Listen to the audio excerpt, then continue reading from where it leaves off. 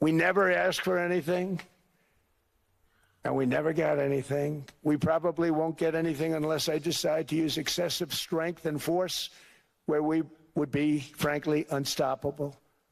But I won't do that. Okay? Now everyone's saying, oh, good. That's probably the biggest statement I made, because people thought I would use force. I don't have to use force. I don't want to use force. I won't use force. As part of this historic record of major peace initiatives, today we're announcing more details regarding the Board of Peace, so important. This board has the chance to be one of the most consequential bodies ever created, and it's my enormous honor to serve as its chairman. I was very honored when they asked me to do it. We had an idea to do it, and then they came, they said, you be the chairman. And but I take it very seriously. We have a great group of people and incredible young people that are leading it from within. It's running beautifully, started already. And every country, just about every country, wants to be a part of it. And we just sent out the letters a couple of days ago, and these are just the countries that are here. They happen to be in Davos. So we said, would be honored if you wanted to join us up on the stage. And it's really great. They're friends of mine, I think. Let me see. Yeah, every one of them is a friend of mine. A couple, let's see, a couple I like, a couple I don't like. No, I like, actually, this group, I like every single one of them. Can you believe it? Usually I have about 2 or 3 that I can't stand. Usually I have 2 or 3 that I don't like. I don't find them up here. I like every one of these people. No, they're great people. They're great leaders. And the Board of Peace is composed of leaders, the top leaders in the world, actually. Last October, we released a plan for the permanent end to the conflict in Gaza, and I'm pleased to say that our vision was unanimously adopted by the United Nations Security Council. Great powers can afford for now to go it alone. They have the market size, the military capacity, and the leverage to dictate terms. Middle powers do not. But when we only negotiate bilaterally with a hegemon, we negotiate from weakness. We accept what's offered. We compete with each other to be the most accommodating. This is not sovereignty. It's the performance of sovereignty while accepting subordination.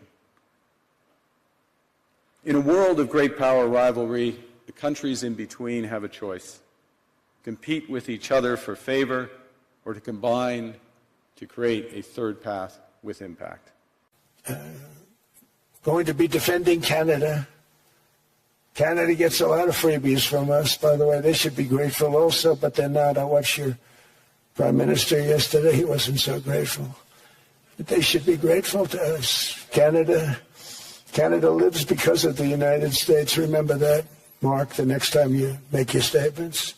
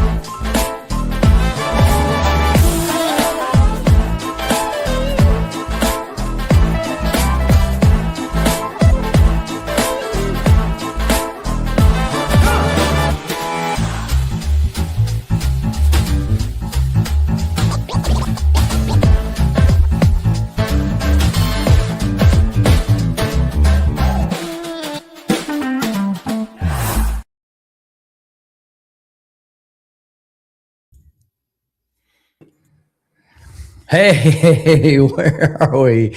Well, America is back, and now so are the whiners. Europe's in an uproar.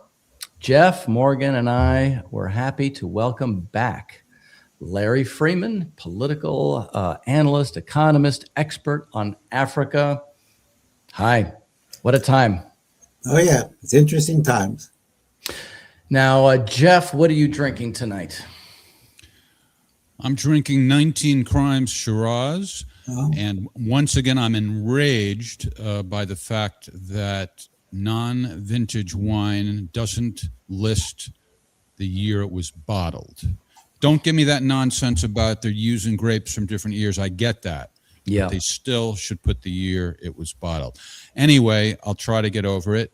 And I would like to make an announcement, and that is, I'm sure everybody's waiting on the edge of their seats to find out. I like everyone in this group. Sometimes I don't, but tonight I like everyone in this group. Also, I will not be using any force tonight. I could do it if I needed to, but I don't, so no force. Hey, we're back. We're back. I got the shirt just in case force is part of the evening. And since everybody from Europe was complaining and fighting, I decided to bring back a French Chardonnay that I had last week, just because I wanted to taste it again. It's a good one, by the way, Larry. If you like Chardonnay, it's not very oaky. It's a little bit sharper, a little bit more acidic, so you don't get all of that buttery butterscotch flavor, any of that kind of thing. And what are you drinking, Larry? I know you're joining us. In honor of what we've accomplished in Europe, the great accomplishments in Europe, I have a French bottle of cognac. Ooh. Wow. When we were chatting before the show, I noticed that bottle was full. You are really knocking it back, Larry. He's gonna have a lot to say tonight, that's for sure. All right. Anyway, so nice color. See that amber color? Oh, wait. Yeah, there we go. There we go. Oh, beautiful. Nice. All right. Very sophisticated glass too. Yeah. Nice. Well, I'm a high scale entertainer of guests over here. Oh, that's good. Oh yeah, I have constant guests coming in, big ceremonies and feast and parties. Well, I guess we're still waiting on our invite, but That's right. That's right. Keeps me up late at night. It's a very active life. oh my goodness. I Well, I'm forgot. drinking Where do you live, Larry? Baltimore. Oh, Baltimore. Okay. I can I mean make the it exact there. address. I'll leave that for your investigators. Oh, all right. But we're facing possibly anywhere between 10 and 20 inches of snow and 0-degree temperatures this weekend. We're Yeah, they're facing trying to a scare- 1/10 of an inch of ice here in Austin this weekend. And it's actually colder in Celsius this weekend. It'll be minus 10 degrees. So, Well, they said I think it's like 15 to 20, but it keeps changing of inches of snow that we're supposed to get in North Carolina, Jeff and I. So. Really? Wow. wow. Yeah, Jeff, you should be watching the news. Get your toilet paper. Get your toilet paper. Well, I'll check again now, but as of the past couple of days ago, I was getting warnings that are like it's going to be like the worst ice storm ever. But That's then what when I they look at- meant, yeah. But when I looked at the weather report today, here, this is Saturday and Sunday, 24% chance of rain, high 40, low 32, and Oh, yeah, Sunday, you're in. yeah, and Sunday, 51% chance of rain, high 49, low 44. Does that sound like anything I need to worry about? Well, you know, but they keep changing it because I know that Yeah. earlier today it was supposed to be Saturday was the big day, but anyways, now it's Sunday. But we'll How see. about Somerville, John? We're worried about you down there in South Carolina. How you doing? You going to get a lot of ice or snow? Well, there it is in Russia right now. It's 265 degrees Kelvin. So tonight we want to talk about Davos. We want to talk about the Board of Peace, but obviously that just means talking about everything going on. And I'm not bored of peace at all. I find peace fascinating. Well, I haven't found it yet, so that's Oh, all right. Well, Jeff, since you mentioned that, I might as well play this one little bit from the guy who represents peace himself. He's from that country that Russia is liberating. Russian listen warships to are him. sailing freely around Greenland. Ukraine can help.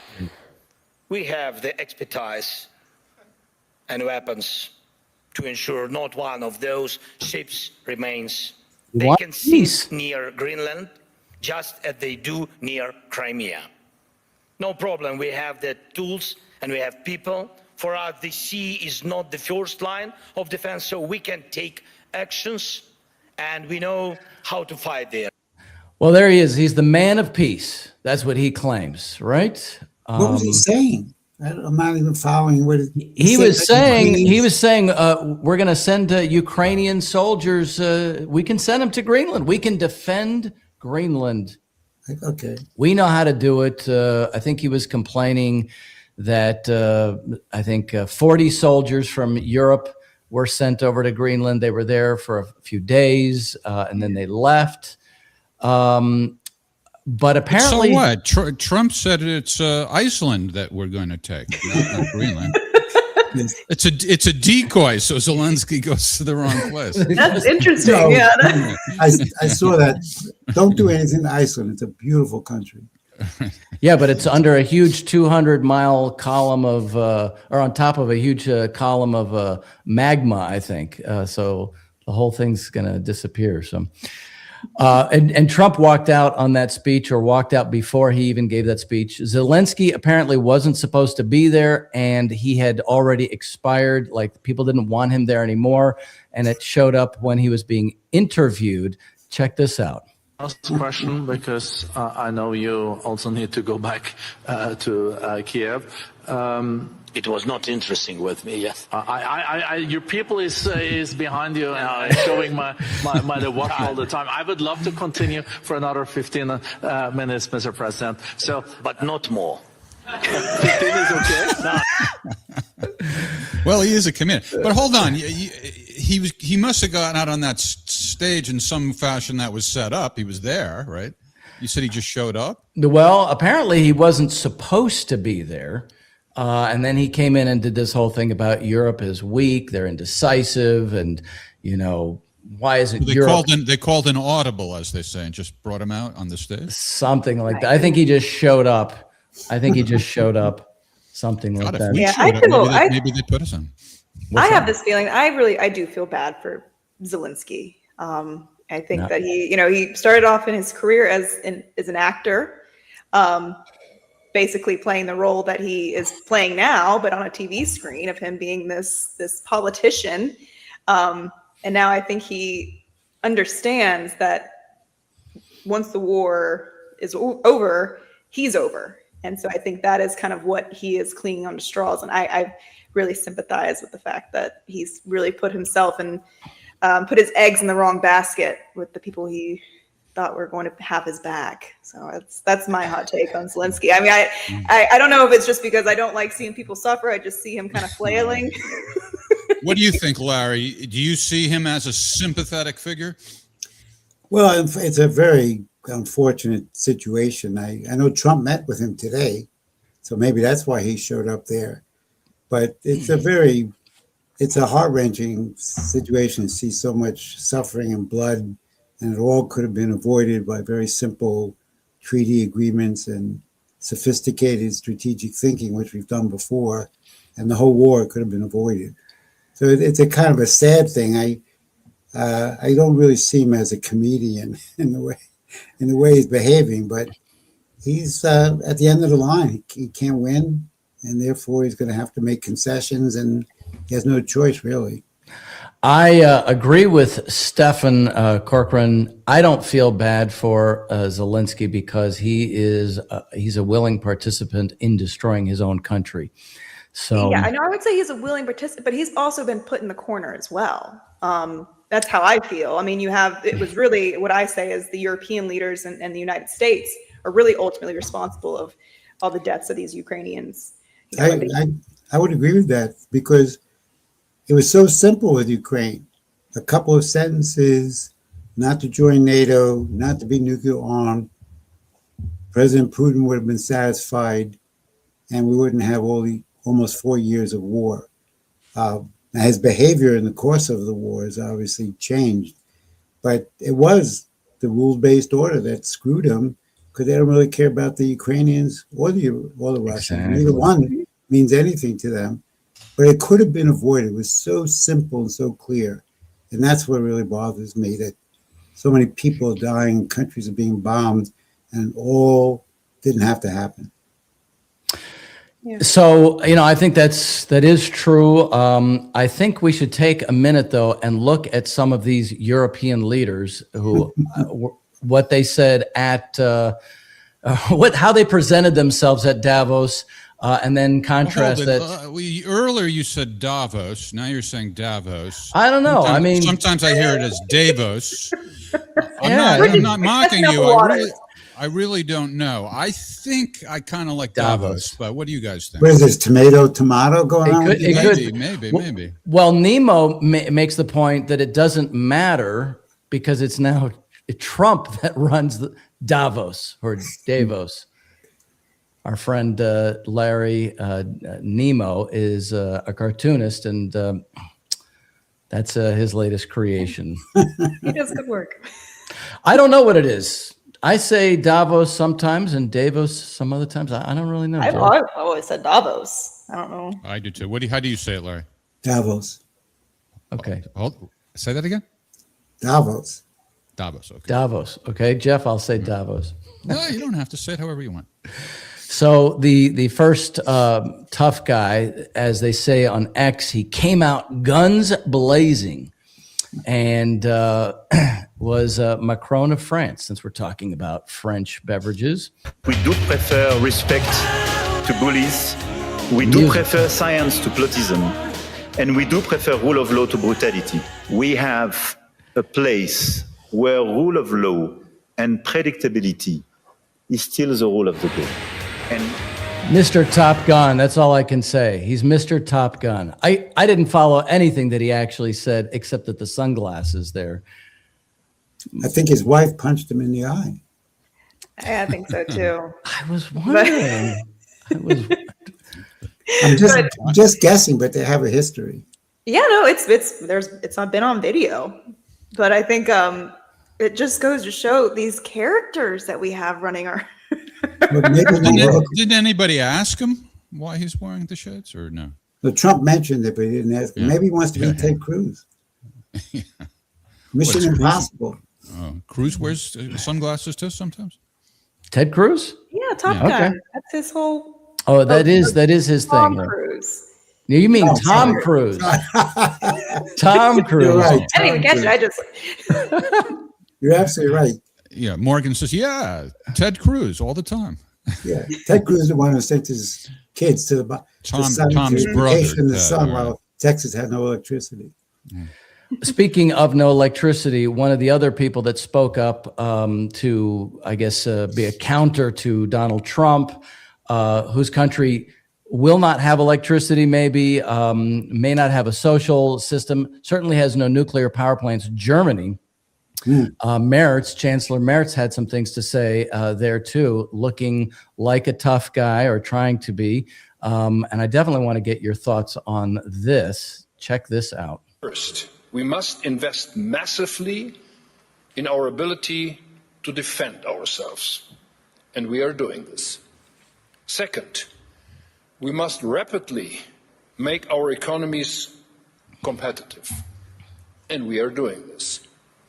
Third, we must stand closer together among Europeans and among like-minded partners. We are doing this. It is aimed both at Europe and the United States. We experience it daily in hybrid attacks in the Baltic Sea and in Russia's winter war against the people of Ukraine. We share the conviction that as European NATO allies, we must do more to secure the High North as NATO. This is a common transatlantic interest. Germany is doing just that. We are doing it in the framework of NATO, and we will do more. Our neighbors and partners in Europe, including Denmark and the people of Greenland, can count on our solidarity. We will protect Denmark, Greenland, the North from the threat posed by Russia. We will uphold the principles on which the transatlantic partnership is founded, namely sovereignty and territorial integrity. So apparently, correct me, Russia is trying to take Greenland. and maybe Venezuela too. Is that what he's saying? What do you think about that? I think if Russia didn't exist, he would have no reason to be in office. I mean, it's trying to blame this on Russia at this point is pathetic, really, on his part. And I don't think he gets any support from the German people for that posturing that he did tonight.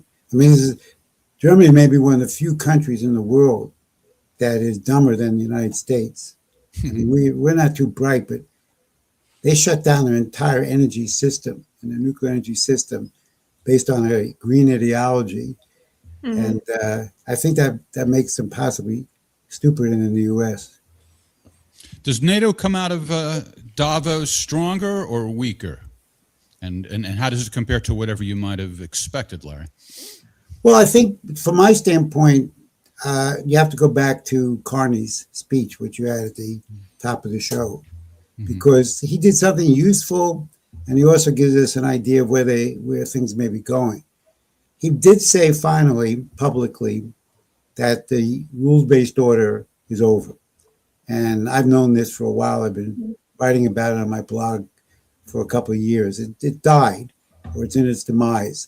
Trump didn't cause it to demise, but he's the final act, so to speak. The last straw.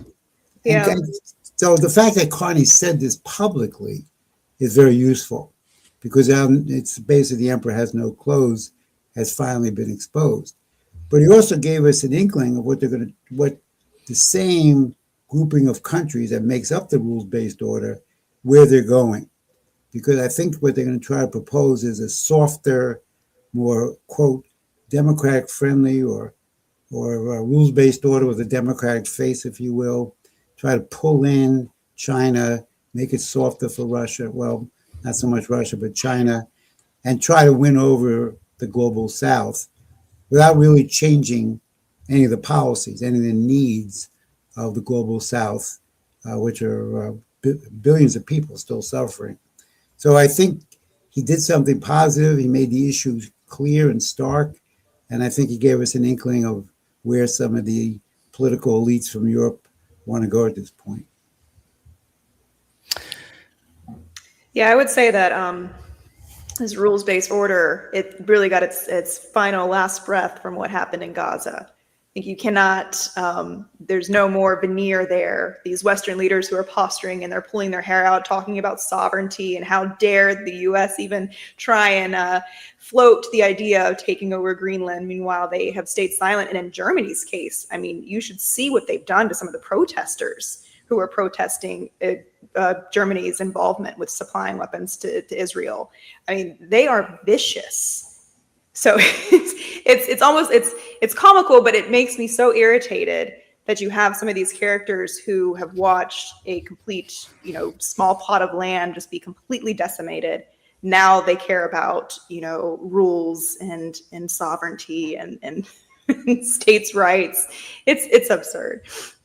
Well, don't forget, if you look at the coverage that came out immediately, and there's some videos out and written commentary, they're now they're counterposing Carney, who was the head of the Bank of England and head of the Bank of Canada. So he's no nice person. He's Harvard, Oxford. Yeah, he's a Wall Street guy. Yes, I mean, he's total financial elite. And they're counterposing him as, quote, a shining light of what represents the best of Europe against Trump, who admittedly I watched it because a colleague of mine suggested, and it was painful. It was very painful watching Trump. But that doesn't change some of the things that Trump was poking at in Europe, and it doesn't make Carney a good guy. But this is the way it's being covered in the liberal media in the United States and Europe, which means people don't really know what's happening and don't know what Carney and other people are up to. So we have to make that as clear as possible. Well, what is he up to? Well, this guy is evil. He's basically trying to put, as I said, a democratic face on an enemy that people have, because people, as Morgan was saying, people are disgusted with the West and the rules-based order. So he says, yes, we played a game, we went along, we pretended that it was effective, Now that's been ripped away, and we have to move in a new direction. Us middle-level countries have to get together, form coalitions, focus on issues that are important to all of us. So it's a much softer sell than the rules-based order, and of course, much softer sell than Trump. And I think that is aimed at trying to shape a more liberal veneer to a similar policy. Because if you don't address the financial system, we need a new paradigm, a paradigm centered on development. How do we raise the standard of living of hundreds of millions of people who are living in poverty and millions more who are suffering? That's the question. Do we have a paradigm of development for the world, not a grouping of European countries who can now work out a new arrangement that is not run by the United States or Trump? And that didn't happen. So I'm very pessimistic about what Carney is proposing. I don't see any good coming out of it. And that's not what the rest of the world thinks right now. And also, oh, go ahead, Jeff. You go ahead, Ron. I was just going to say, so, I mean, what can Europe do in reality? They really can't do anything. They can't do anything to Russia. They can't really stand up to Donald Trump. In fact, I think they can. The hope, the narrative today is they can. We did it. We stood together. We pushed this guy. He couldn't carry out his military action. This shows our unity. This shows our strength. They're absolutely delusional. That doesn't show anything except that Trump had to make a change or shift in his policy, but he got what he wanted to some extent anyway. But the Europeans, I think they're imbibing much stronger stuff than we're drinking tonight. Well, what do you make of the Board of Peace? Like in the way, like compared to how you were just framing it and the particular, I mean, the people that were sitting on that stage that we saw in the opening looked a bit uncomfortable to me when he was, making such a big deal out of, whether or not he likes them. Well, the point is it's really embarrassing to some extent because people grovel to this guy. And of course, he's also embarrassing that he's fawning over a peace award that he didn't win. So we're not really seeing intellectual giants or statesmen right now in the world. But the people, there was Belarus and Hungary were the two European countries that joined out of 22 on stage. The rest were a lot of Middle East countries, I think. well, Kosovo, of course, which France, Denmark, Norway, Sweden, they said no. It was a lot of Middle Eastern countries. Of Canada course, said no. Israel. President Putin hasn't agreed. Israel said yes, but didn't show. And the fact that you have to pay $1 billion makes it, you're never going to solve the world's problems through transactional money-making operations. I scanned the charter a little bit, and I don't even see, I could have missed it, a representation in the peace charter, the Board of Peace, that represents the Palestinians. I don't see anything in there. It's non-existent. But it's funny that you say that Israel wasn't there. The whole reason was because Bibi can't step foot in Switzerland because they would have to arrest him. So one of the members of the Board of Peace is a wanted war criminal. Well, details. So Maybe he didn't have $1 billion shekels to give them. I don't know. But you go ahead, Ryan. No, I was just going to say, because you had mentioned, Morgan, Elon Musk was at Davos and he weighed in on the Board of Peace also. In this context, I think it's very interesting. Let's take a look at that. To see all of you. So thank you, Elon. You're most welcome. I heard about the formation of the Peace Summit, and I was like, is that PIEC? A little piece of Greenland, a little piece of Venezuela. We got one. All we want is peace. Okay, I think my Board of Peace joke was better than his. No, that was good. I didn't know that. That was a good joke. It's honest, and it's coming from a person who's just. I mean, there was that famous tweet that he did where he said, "We'll coup whoever we want." I mean, that's who they are. I missed that entirely. I mean, that's not exactly a compliment to the Peace Board. No. Yeah, I wanted to ask you, Larry, you just spoke about developing with other countries. I'm in complete agreement with you. Now, this Board of Peace, it is, basically on the backs of we are developing Gaza to be this techno city. That gives this development a really, really bad name because we're seeing this intrinsically tied with the financial system. You're talking about the $1 billion buy-in. I think this is the clip I wanted to play with that goes with this. It's a master plan where, it's catered towards leaving the Gazans as service people. Even though in Gaza, prior to it being completely wiped off the map or turning to a parking lot, which they told us they were going to do, you had the highest literacy rate in that area. You had people who were majority turning to be coders, engineers, doctors, as opposed to other careers.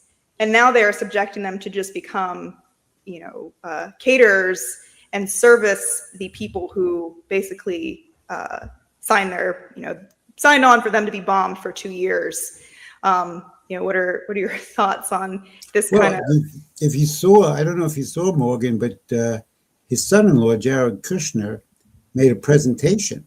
Yeah. And I believe that in his presentation, he held up a big placard which showed these high-rise apartments in Palestine. Obviously, this is what Trump has been talking about for a year since he came back, this high-priced real estate where they can have a, quote, Palestinian Riviera. And, who's going to live in those apartments? So the wealthy people are going to live in the apartments. And as you say, the Palestinians are going to be the service workers. Similar to what we now have in Northern California, where the pricing of property is out of reach of anyone but the ultra wealthy. And the service workers and maids and shopkeepers and so forth, they have to travel into these rich areas to work for them, but they can't live there. So it has no real interest, none, in developing Palestine and helping the Palestinian people. I don't think there's any discussion of a Palestinian state. And of course, this all these pieces, all these wars that Trump stopped, Israel has killed several hundred people just in the last week. Yeah. Killed, including 100 children. Trump has recently talked about mediating between Egypt and Ethiopia, the country I know well, and that Ethiopia should pay Egypt for the right to use Nile water, which is Blue Nile in their area. Mm-hmm. And he says, well, I should mediate it. But he already said he solved the war between Egypt and Ethiopia. So what is he mediating? So if the war killing is not stopped in the Southeast Congo. So he has extreme mental problems. He's got two illnesses, which most people not get at the same time. He's an extreme malignant narcissist, and he's delusional because he believes things that just aren't true. And then he also believes the world revolves around him. So he makes statements of which there's no validity whatsoever, but he believes them at a certain point. Do you think, how confident are you that he believes all this stuff as opposed to that he just acts like he believes it? That's a good question. Where does the acting and the belief structure begin? I'm not sure, but I do think he's not thinking, right. He's not thinking clearly at all on a lot of issues. And he's governed by rage. Rage is a really dangerous emotion because when you're in rage, you can't think. You don't have love. You don't have creativity. You don't even have rationality. And I think he's still enraged for what happened in his first term in office. And I understand his anger, but anger is different than rage. And I think right now he's incapable of actually thinking about human beings in a productive, meaningful, loving way. And I think he'd throw the Ukrainians out. I think he'd throw the Palestinians out. I don't think he's committed to anything at this point that's meaningful for the rest of the human race. So is what you are describing at rage based on what you're observing when he's presenting himself publicly, or are you surmising that he's enraged in a behind-the-scenes way? Well, I'm familiar with the quality of rage, and I know what it does to your whole state of mind. And if you look at how he keeps referencing what was done to him and all the impeachments, the Russiagate, all the attacks in the legal system, all of which I would tend to agree with them, were motivated politically to get rid of him. See, he's an interesting figure, even though most people wouldn't look at it from my standpoint. I was actually hoping he would do better because he did not come out of the mold of the Republican or Democratic Eastern establishment. He had his own machinery, which he ran through Twitter. He had his own ideas. He could have been an element of change. Mm-hmm. Now, the minute he won the election in November of 2016, there was a war declared on him. Obama did it. For sure. And they ran him through the ringer. Now, that's a hard thing to live with. And you need an exceptional person to have that done to them and still maintain a thoughtful, creative, active mind. He didn't. And he now, when you see in his second term, the way he goes after people, the way he talks about people. I heard him the other night saying Somalians have a low IQ. Mm-hmm. So he's just attacking one of the poorest countries, not just in Africa, arguably in the world. And what's the benefit of that? Why put people down like that? So I think that he has been affected by what happened to him. And it's a very fine line to what he actually believes and how much is acting or a little bit of both. It's hard to tell. Yeah, you know what I was thinking of is I forgot the guy's name, but his pastor when he was a child was the guy who wrote that book, The Power of Positive Thinking. And I think that had a big effect on him. And I've heard people say that Trump believes he could do anything. And there is a certain positive aspect to that way of thinking. I mean, and so, I mean, that's why I think maybe some of it is acting like, you just Norman Vincent Peale. Take it so you make it. Yeah, maybe, but I think like he is a person, whoever has his ear, that's who builds his perception. So whoever's in his ear right now is telling him, I would say, that these wars are solved. And he's not looking into it further. He's definitely not reading about it. He's just, he's taking their word for it. And he's thinking that he's the greatest and that he deserves a Nobel Peace Prize. But it's not just him. Somerville John has a question for Larry. Do you believe Trump needs a vacation from the stress of the presidency? Longer than a game of golf, apparently, I guess, what John is asking. And before you answer, others have been saying, oh, now's the time to invoke the 25th Amendment. Go ahead. And what do you think of that? The problem with the 25th Amendment is you would look for something that represents a positive change. And if you look, the challenge we have now is the Democratic Party doesn't exist as a positive alternative. Maybe they will, and maybe there are people out there I'm not familiar with, although I follow this very closely. So the Democratic Party is not an alternative to Trump. So if you remove Trump, it's not like you get anything better because the Democrats don't provide leadership. They complain, they whine. Plus, based on what? I mean, is he that much wackier now than he has ever been? Agree. And if you want to be careful, I mean, Trump has divided the country for sure. Mm-hmm. And it's very upsetting to see, I mean, just to be honest, I mean, his immigration policy is to go after brown and Latino people. I mean, that's what it is in large part. It's very sad to see that.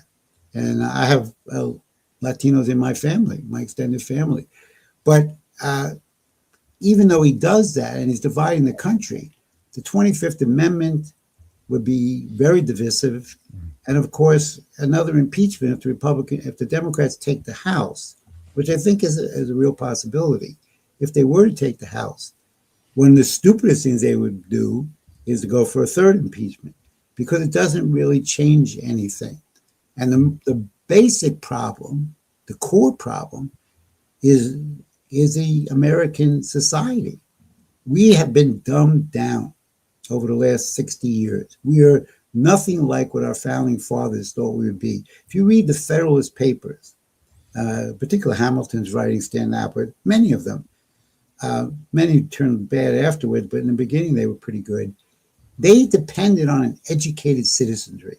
Everything they wrote was based on there would be educated citizens, they would elect electors, they would elect representatives who represented them. The representatives would be the highest level culled out of the general citizenry. And we did have a very high rate of literacy. If you have a dumbed down population, which is what I think has gone on since the 1960s, then they are the ultimate ones responsible. Why? How is it that we allow these to be our leaders? Look at the leaders we have in the Senate, Republican and Democrat. They don't stand for anything. Schumer doesn't stand for anything really, and the Republicans show that they'll kowtow to Trump. Where are people of principle? Where are people willing to risk anything, who have profound ideas that could uplift the country and willing to take the consequences? It doesn't exist. So Trump represents, and the Democrat Party in its current state represent the weakness, the severe weakness of what's happened to the American culture. And that's a big problem. All right. Well, Ryan preempted Somerville John's question with his own question. So let's get back to that. Do you think he needs a vacation? I think he needs a vacation where he has to actually do something that stimulates his creative mind. Has to listen to some classical music, maybe read Plato's Apology, a few other things. He's got to activate the potential that we all have for creativity. Because right now he's just reacting and he's enraged and he's not going to accomplish anything positive, although he could. I mean, he could do things that could work in the next 3 years, but I don't think he's thinking that way. And let me take very seriously what you just said. Do you mean specifically there's something magical about classical music or music in general? Because I understand he likes rock and pop, and that he's like the DJ down at Mar-a-Lago, and he's always blasting music. No, that's the part of that part, plus the fact he's a sports fanatic. Yeah, he knows all this. But now, and he golfs. Isn't that? I mean, I think that when his detractors complain about that, they're way off the mark, because we shouldn't want him for the very issue we're discussing right now. We shouldn't want him to stay all bottled up and stressed out. And we shouldn't make the presidency something so unattractive that nobody will want to do it if they're not allowed to, have some recreation in the future. What do you think? Well, there's something about sports, and I'm going to be 75 in May, and I mean I hike 400 to 500 miles a year, and I keep trying to keep myself in a thoughtful, active state of mind. That's good, but the obsession with spectator sports. This is not good. I was joking with my relatives on my wife's side who are much younger than me, and I was trying to crack a joke. It didn't work because I said to him, well, you know what Karl Marx said? He said that spectator sports are the opium of the people. And of course, he said that religion was the opium of the people. But, that's right. I was going to say. Right. But they didn't get it at all. But you look at where, and I can speak with men pretty effectively, where they are every Sunday. They watch hours and hours of. Now, sports for young people is an essential part of developing yourself, but to have millions of people, sitting by the TV or in the stadium, coliseums, is not a culture of thinking. And then Monday morning, or the day after the game, when I go to the gym, I have to block out the noise. Oh, did you see this play? Did you see that play? Who's the greatest? So it continues into the next day. This is a form of opium, and people don't think. They think that what they're watching on TV represents reality. So you feel the same way about like films, movies and TV shows, or well, is there something there about are sports films. that's I don't really watch TV. I get most of my news from reading. No, I don't mean you personally, but you're commenting on sports being the opiate of the it could be masses. Do you feel creative. the same way about movies and TV shows Well, too? there could be creative productions. Certainly, Verdi's operas are very creative. They're my most favorite form of entertainment. And there could be movies that directors do and actors that are creative and bring out something that you don't see or you didn't know about beforehand. On music, I think the musicians make the case, because do they really care about the human mind when somebody passed away from the Grateful Dead? I've heard the name. I've never been to a Grateful Dead, nor would I have any desire. When I was on campus 50 years ago as a college student, I never went to a concert. But the fact is that these are revered. You could say a lot of things about classical music, but great classical composers say their intent, whether they succeed or not, is an issue we can discuss. But their intent is to develop the mind and the soul. Now, have you ever heard anybody from the Beatles, which invaded us, and whatever these other groups are?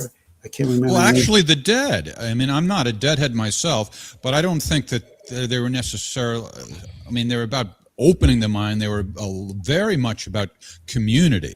But with No, like no, I'm saying psychedelic something drugs. different, Jeff. With, I'm saying, do they have an intent? Do they write about the way you have from Beethoven, Mozart? But do they say this piece is meant to lift the soul up to the heavens? That's what Let me hold on a second. Let me just jump in here on in this line of thought, because going back to Trump from this standpoint, when he met with Putin in Alaska, for example, they talk about the spirit of Alaska. Every time that there was some form of discussion there, you had a sense that Trump actually calmed down and became much more even-headed and much more cool-headed. That's a good point. You know, because then you think about Davos, you know, I mean, so many times you talk to Americans and also people in Europe, oh, the World Economic Forum, and, you know, these are they have this almost obsessive thing about the power of the people that created these institutions. But you also saw, and that was part of the reason I showed these guys, they're clowns. These so-called elites, Rothschilds, and what was the guy's name that started the World Economic Forum? Klaus Schwab, right? Oh, yeah. These guys, oh my God, these guys, they've got all these plans. So I think that to go back to this question of how do we solve these things, because you've gone through, I mean, a lot of different things. The American people have to be engaged. But we also see with Trump, when he talked with somebody like Putin in particular, and his tendency to want to talk to Xi, you see him calming way down like a normal person in a certain sense. What do you think? And this is the most interesting side of Trump, which is why I wanted him to do better than he did, because he came in, and this Biden, who's a fool, and he was given advice by Tony Blinken and Jake Sullivan. These guys were really idiots. They're telling Biden, don't talk to Xi. Now he did talk to Xi. Don't talk to Putin. So Biden called Putin a dictator, even though he's the other nuclear power in the world. Where does that? There was no thinking in the Biden administration. So Trump represented a breath of fresh air, because he says, no, we should talk to Putin. Let's have a conversation. We should talk to Xi. Now, that is the positive side of him not being totally controlled by his rage and by his other problems. He sees these people as peers that he can discuss policy. The media covers it as if he's just another dictator that he wants to talk to. And this line is so horrible against our other major powers in the world. I mean, China, in my view, shows no sense of wanting to take over the world, except through the exemplary quality of their own economy, nuclear power, space exploration. And it's true what you just said, that he enters a different zone sometimes when he talks to these people. And when he's not in that zone, he's more in control or out of control of his emotion. But just to connect this to classical music, I mean, I've been going to D.C. for 30, 40 years on my political work. And the most interesting events I go to are at the Chinese embassy.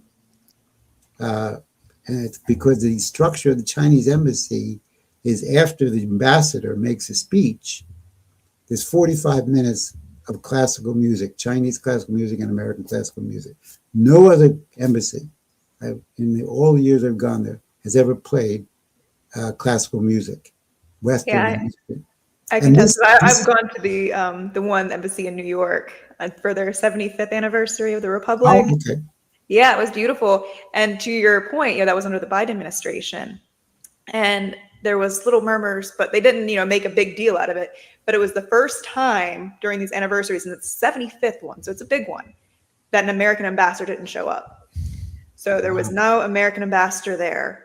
And you had like a representative who kind of like stumbled on stage and said these little things. And, but you could tell it was like this air in the room. Everyone was just kind of like, that's really messed up. 75th, and that's a big one.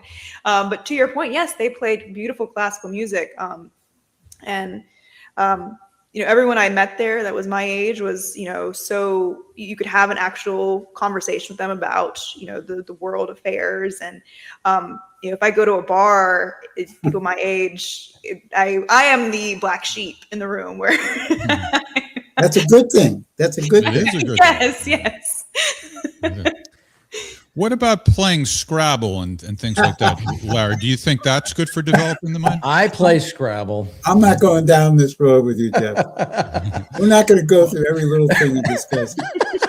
All right, there's a reason I asked, because let's take a look at Jerry Garcia of the Grateful Dead playing Scrabble with David Letterman. This is just 30 seconds long. 34. What are you trying to do here? You take my word, truck, and you add the letters I-N. That's not a word. Truck. No, it's not a word. I am sick of this. It happens every time. I am tired of this argument.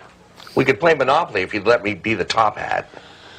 Look, it's my show, it's my game. You can be the thimble, you can be the iron, but I'm the top hat, all right? So is this where I yell live from New York? No, it's another show, but thanks for trying anyway, Jerry. Just forget it. No problem, Dave. All right. All right, trucking, I think, is meant to elevate the human But spirit. no, what the best part of that clip you just showed is humor. Humor is part of creativity. There were some good jokes cracked. By the way, it's the first time I've ever seen this guy, Jerry Garcia. But it was humor. And anytime you get real humor that makes the mind think about.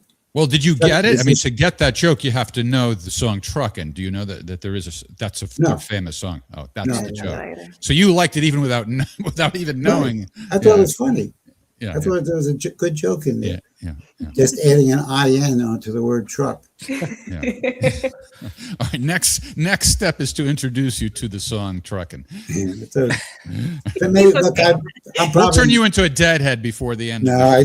I'm probably the only person in the United States who's never watched any of the Star Wars movies. Oh, wow. Okay. Yeah. Well, when I was a kid, I did, but I don't think I've watched it either, actually. Yeah, I've never watched it. now. I was a member of the Star Wars fan club when I was a kid. I was on the official mailing list, so yes, I've seen them. I saw them all. I've never played a video game in my life of any type. Well, I have, but it's been a while. I'll say that. Well, I'm glad to hear that. Larry, you're my brother from another mother. I don't play video games either. I'm not into Star Wars. There's a bunch of actually these big movies that most everybody has seen that I've never seen. And you're into comedy, Jeff. Larry, you don't know this because Jeff used to be a stand-up comedian. Maybe he still is, but he doesn't sitting down. I'm a sit-down comedian. He's a sit-down comedian. You're a straight man? Yeah, I'm straight. Well, you look like you might be the straight man to Ryan. I'm not sure. No. It's usually the other way around, I think. So. Oh my goodness. But this whole conversation makes me think about what is in somebody's interest, right? You could say Trump needs to think about what is in the interest of the United States, the voters, what's in the interest of the nation. And people typically don't understand that idea, Larry. And I want to bring this because we were talking about the Board of Peace. Sergei Lavrov said that what Trump was asserting with the with his new set of rules, he said it's not new. It's this time it's not the collective West which is writing the rules, but just one member. So this question of interest, okay, I just want to point at that because there is a little clip I have very briefly just before Davos. Trump was being asked about Carney's visit to China, since you've talked about China. Take a look at this from the standpoint of what we're saying here. Prime Minister Carney is in China. How do you see the deals? Canada and China have just signed trade deals between the two partners. Well, that's okay. That's what he should be doing. I mean, it's a good thing for him to sign a trade deal. If you can get a deal with China, you should do that. Now, I mean, I think that's pretty normal response. Right, it is. But you brought up a very interesting point, and this I write about this quite a bit in my blog. What is the self-interest of the United States? How is the self-interest defined? What was the self-interest by our founding fathers, despite whatever limitations they had? They were mental giants compared to anybody we have in elected office today. And Trump doesn't really know fully what the self-interest is. He touches upon it every now and then. He picks up phrases. I think in his first year in office, first term in office, he might have mentioned the American system. I think he mentioned Hamilton. He mentioned Hamilton in his national security report. But they don't know what it actually means. And so he talks about tariffs will bring manufacturing jobs. Tariffs will not bring manufacturing jobs the way he's applying it. And if you look at the statistics, and you can get it on Google at any time, we've lost manufacturing jobs every month of this last year, 2025. Lost them every year because tariffs will not magically do that. He doesn't understand the role of credit. What is productive credit? Productive credit takes you into the future of what you want. He thinks money is the issue. So he has charging these people $1 billion to join his peace board. He'd be much better off saying, why don't you commit yourself to $1 billion of credit to build 1,000 gigawatts of power that we need in Africa to end poverty for 500 million people, or other parts of Southeast Asia. We don't need the money. Help us get the credit, and the credit be applied to building, and you can help pay for that with your generous extension of credit that you'll cover the cost. He doesn't think like that. He's money. I got money. It reminds me of the early scene of the Fidelio, when they're talking about money. And this is his mentality. And that's the problem. So he does touch on things that are interesting. And as you said, he reaches out to Putin in China and Xi, who the Western world hates. And despite the fact that many of them are still living off the Belt and Road. But he doesn't have a clear understanding of what and how the United States was built. To me, to be a president, not read the Federalist Papers, not read Hamilton's reports, not read the biographies of Washington and all these guys, how could you know what the United States stands for? I mean, American history on TV is terrible. So he doesn't have that. I grew up in New York. I know his name. He was a moneymaker. He was a mogul. He built casinos. Casinos are not the same as infrastructure. Now, I don't know if he built brothels, but that's another issue. But he built casinos. And that problem, that's a real problem. He thinks that is wealth. And he thinks that will build a country. And he's surrounded by billionaires. And that's why they make these stupid statements about food prices and healthcare. They have no understanding of what people actually are going through and what they need to live. And, on the one hand, we'd all like more money to do things. But on the other hand, maybe it's good that we don't all have a lot of money, because I can still understand what's going on with everybody around me and talk to people and find out, what the kind of challenges raising a family is just in the United States these days. So that's a big blind spot for him, a big hole. And I don't know how he's going to get over that, because all his advisors are billionaires or millionaires. Ludwig, Besant, all these guys. They're all in the money-making business. We should be in the credit production business. Well, you mentioned Belt and Road. You mentioned the National Security Strategy document, which in there he also talked about the Monroe Doctrine. And I think that's an example that right there you have kind of like, in my view, and I'd like you to say something about this, because you mentioned Belt and Road. You've also talked a lot about, well, the last time you were on the show, you talked about the, what is it called? The Grand Ethiopian Renaissance Dam, right? So an internal improvement idea. So how could you actually craft a policy for Trump that Americans, whether they were MAGA supporters or Democrats with these concepts? We hear Monroe Doctrine. We have those examples I just mentioned. How could you craft a policy for Trump? Well, don't forget the Monroe Doctrine was issued under President Monroe. It was written by Secretary of State John Quincy Adams, who was one of the great genius leaders of our country.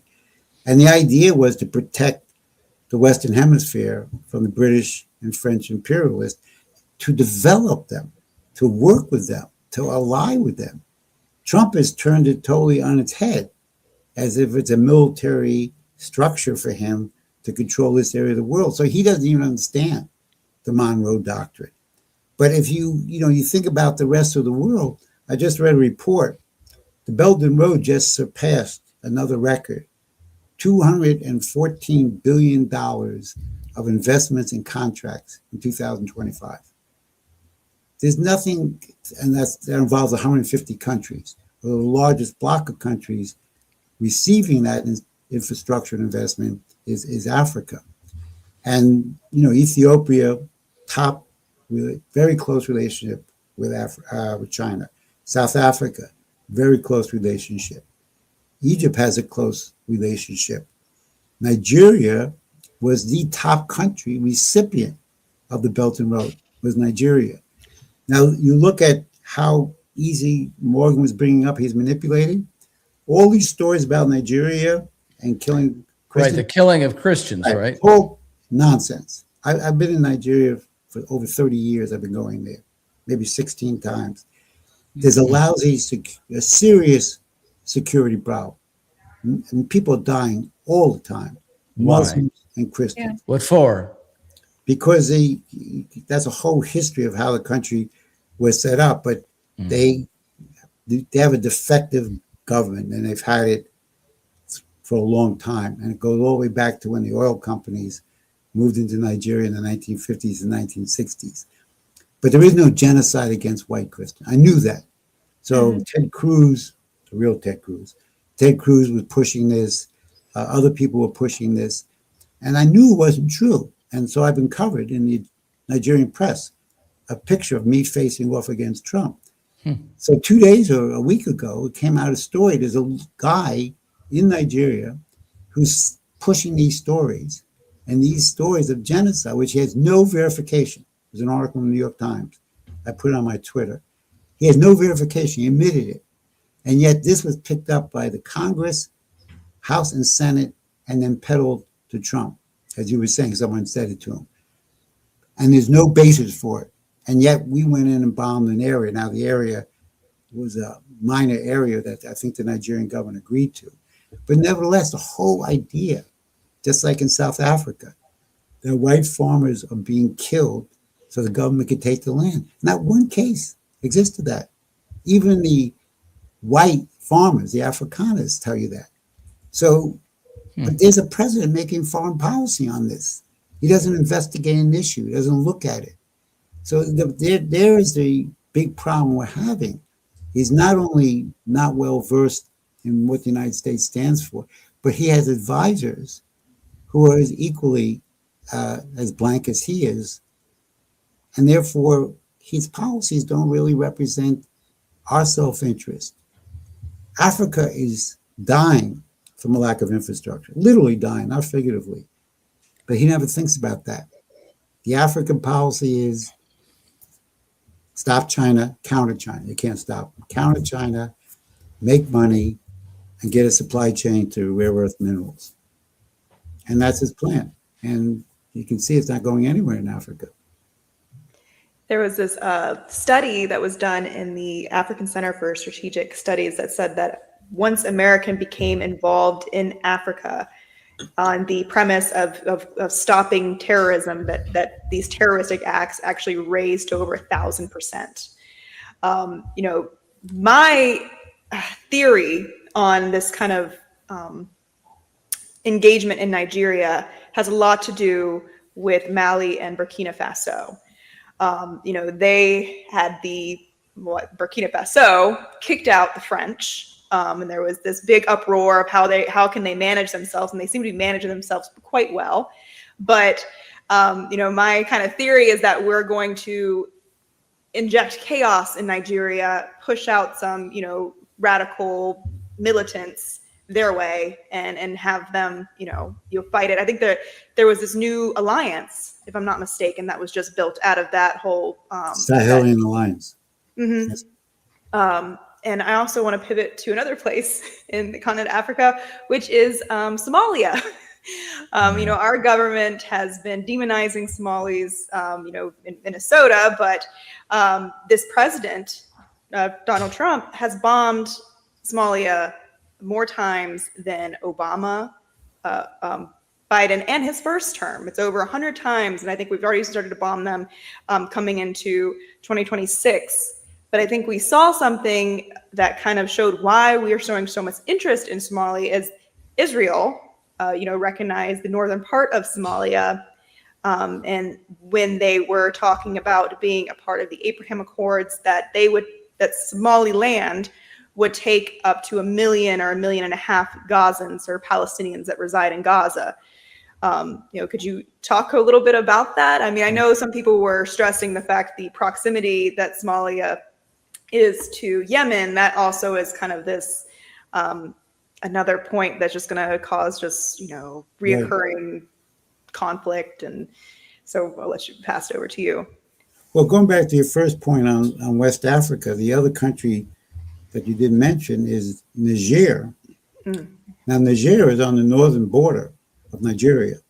In fact, there's supposed to be a train line that goes up into that area. So Niger not only kicked out the French, they kicked out the Americans. And the Americans had $100 million they spent on a drone counterintelligence base. That was supposed to be their base for counterintelligence throughout the Sahel. And the French, not only the Nigerians kicked out the French and they kicked out the Americans. So it's just, I think there's a couple hundred Americans guarding the base. So we're out of that area. And Nigeria is connected to that. Nigeria has, 10th largest oil reserves in the world and the largest gas reserves, over 2 trillion cubic meters of gas, the largest. Close relationship with China. So there's many reasons. And Niger has a lot of uranium or something like uranium. that. And they're charging the market price now to Western European countries like France, who had not been paying that much before, right? All the Francophone countries were being ripped off by the French. They had to put 50% of the bank deposits had to go into the Banque de Paris. So there's this whole campaign the French have had in controlling about 14 countries in Africa. Somali is interesting because the CIA has been there for decades. They've been there through every administration for most of this century. And you're right about what you're saying. There's no intent to change it. I mean, Al-Shabaab and others exist for the same reason conditions exist in Nigeria, terrorists, because the living conditions are so bad. You go into, I was in northern Nigeria at the Lake Chad when I was a member of the Lake Chad Basin Commission.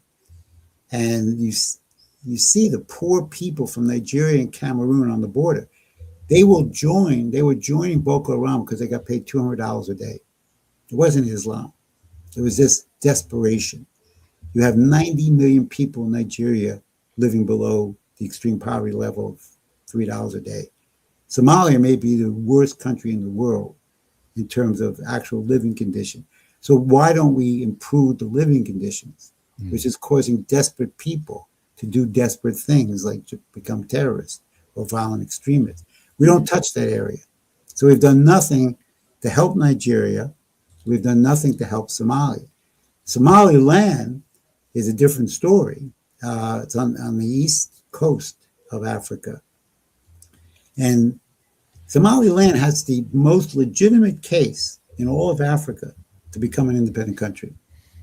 They joined Somalia in 1960 when Somaliland was run by the British and Somalia was run by the Italians.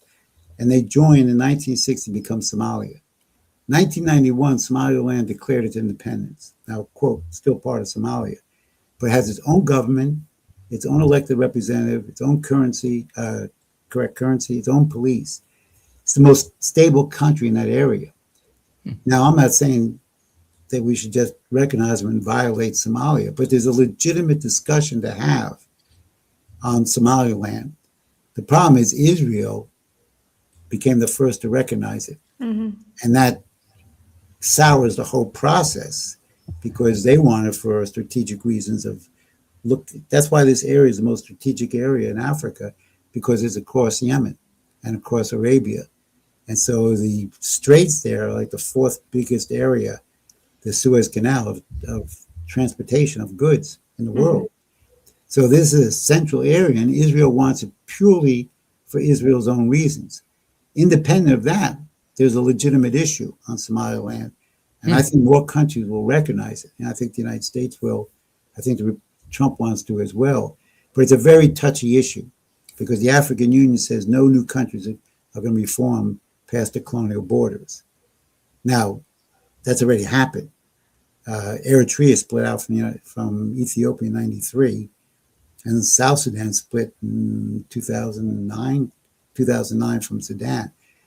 So it's a delicate issue which deserves a very good discussion, but no one's going to have that discussion now because Israel went ahead and recognized them. But there's no desire to change Somalia. They would just as soon keep the CIA there and bomb them. There's no desire to change Nigeria. They will give a certain amount of aid to certain countries, but it's dwindling. And South Africa, who has a close relationship because of the BRICS with Iran, Russia, and China, is being wiped out by Trump. He expelled them from the group of 20, even though they were a founding member. He kicked them out, wouldn't invite them to the United States for the first meeting in December, and won't invite them at all this year because of their relationship with the other countries and because they defended the Palestinians. And Trump is trying to punish them. And again, when Ramaphosa, the president, came to the White House, it's sad and humorous.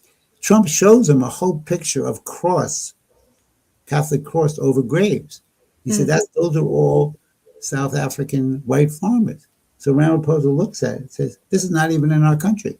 It was a picture taken in the Congo. But Trump didn't make any difference to him. Maybe it was Iceland. Hey, Somerville John has another question for you, Larry. He wants to know, isn't the real control of Africa run out of Stuttgart, Germany? Well, Stuttgart, Germany is the base of AFRICOM. And AFRICOM was set up by George W. Bush in 2009, I think, to be a separate military command. I was actually at the first advisory meeting of AFRICOM in 2010. I was there. There were 11 of us, and we met often. It was like a retreat to discuss Africa. But the African, there's nothing there. They have very few forces. So they have to essentially deploy other forces from around the other commands in Europe, especially. And it's all directed out of the Defense Department. They have no independent capability. They have no independent infrastructure. They have a base. I was there in Stuttgart. But they're essentially a tiny little section of the Defense Department. So if they were to bomb Somalia, which they're doing, those planes would probably come out of CENTCOM rather than AFRICOM, because I don't think AFRICOM has any infrastructure. They're part of the U.S. military defense. In fact, there's talk now about dismantling AFRICOM. But no African country would let them into their country to be the headquarters. That's how they ended up in Stuttgart, Germany. Take that, Somerville John. Yeah. He thought he was going to get a zinger on you, so that was good. That was very good. So you also mentioned the interesting thing today about the price of gold going over 4,900 today. I think about all of these different things that are going on in the world. The question is, how long can we continue going this way before we actually have to talk again in a different way about these issues, or with China and Russia, and actually say, okay, we're going to start building things just from the standpoint of the existence of the people in the country, in this country. I'm talking for Americans' sake. Yeah, because the good thing about what Carney did is he ripped off the clothes of the emperor, pulled back the curtain. Now we are faced with a existential question. What are we going to replace it with? And that's where, if you are thinking as a American, what is in the self-interest of America? It's so simple. The self-interest of the United States is to develop a material standard of living of our people so we can nurture their creativity. What's the self-interest of every nation? The exact same thing. We are all human beings. We are universally indistinguishable by the powers of our creativity. Color, hair, that may change. Who cares? But we're all the same. Therefore, they have the exact same self-interest of every country, of every people, to have a material standard of living, to raise your family, to have an advancing quality of life, so you and your children can focus on developing your creative powers, which only human beings have. That's our only unique distinction, and that we may walk upright. But that's it. So the self-interest of the United States is to raise the standard of living of the world as we raise the standard of living in the United States, because that creates more consumers, more production process, more industry. I mean, China is going to lead the world. Right now, nuclear power, the United States has the most nuclear power plants, but China has the most that it's building. They'll have the most plants soon because they're building them. That's in the interest of the world. Stability in Africa would come from alleviating poverty. 500 million people live in extreme poverty. 600 million people have no access to electricity. You want to change Africa? Provide that. And that's in our self-interest. That eliminates the extremists, or pretty much narrows them down. So the self-interest of the United States is the exact same self-interest of every other nation. And therefore, it's not complicated. Develop domestic and foreign policies that improve the lives of all people in the world. And it's in our self-interest to work with China. If the United States and China join together, there'll be the power. There's nothing we couldn't accomplish. And Russia joins, those three powers, India, a handful of countries, we could change the world. So why don't we do it? Because of ideologies. Now, the rules-based order ideology was zero-sum game. The game is fixed, you win or you lose. What's Carney's view? Well, Carney's view is, no, we can work together, we can have coalitions that bring our interests, but what are the interests that he's defining? Is he defining the interest of raising the global South, 85% of the world, up to the same standard of living as Europe and the United States? No. He has no idea how to do it. He's a money man. He's run two banks, two of the biggest banks in the world. Bank of England, probably the most important bank in the world. That's the problem. But our self-interest is to work with China, is to work with Russia. And those countries have the same self-interest as us. And President Xi has put it the best, or at least the closest to the way I think. He's talked about in the Global Governance Initiative, which came out in September of last year, we have a common shared interest for humanity. Common shared interest. We have a common shared interest. We all should want and work towards the same development. So Xi is very open about this, and we could be too, but you can't get another $500 billion on the defense budget unless China's your enemy. That's what Trump is trying to do. He's trying to increase it by 50%. Right. But you can't do it unless you have an enemy who's trying to take over. Even on the stupid Greenland thing, he's using China as the excuse, and Russia.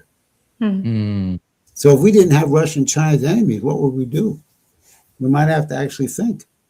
Scott Ritter also said they don't even have, we don't even have the weapons that we claim we're going to put there. So that makes excellent sense. Well, thank you, Larry.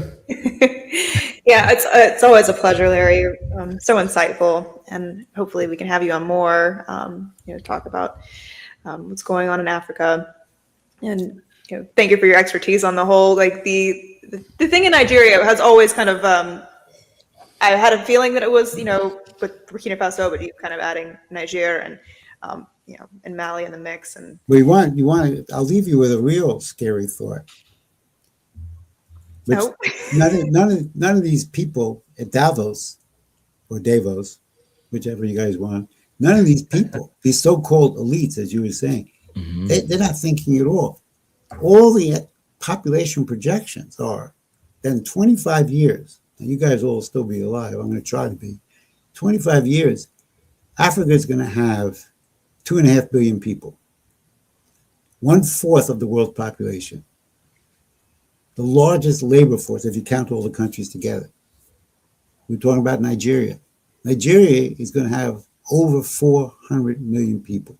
Wow. It will be the third largest country according to these projections. First will be India, then will be China, because China's now losing people in terms of their child policy. In India, China, Nigeria.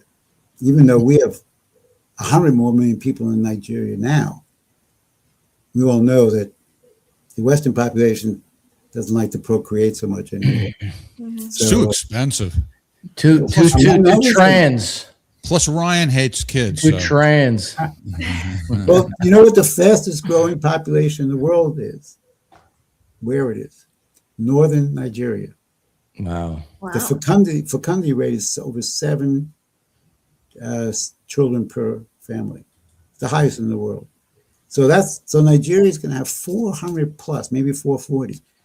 What are we going to do then if we haven't done anything now?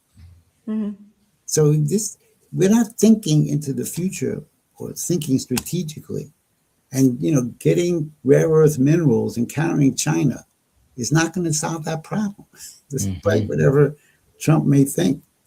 But to answer your question from a half hour ago, maybe it is better if he spends more time on the golf course. Can't hurt. It can't get any worse. Right. All right, Larry, thanks so much. And we've been telling the audience throughout the show, if they want to stay in touch with you and become more familiar with your work, there are 3 ways to do that. Yes. And one is your website, Lawrence Freeman Africa and the World. And another is your Substack, lawrencefreeman.substack.com. And then your X page, which is @LFreeman S Africa. Did you enter a contest that's awarding a prize for the hardest to remember websites? And if so, you're a front runner in that contest, Larry. Thank you. I'm glad I won something. All right. Take care. Thanks a lot. All right, Larry. Thank you very much. Don't speak. And thanks to our beloved audience. We'll be back next week, as usual, same time for the next episode of The Whiners. Join us on Tuesday night for Probable Cause, our new podcast about crime and punishment. And next Wednesday, Ask the Inspector with Scott Ritter. Thanks, Ryan. Thanks, Morgan. And thanks to our beloved audience. It was Good night, fun. guys. Yep. Good night.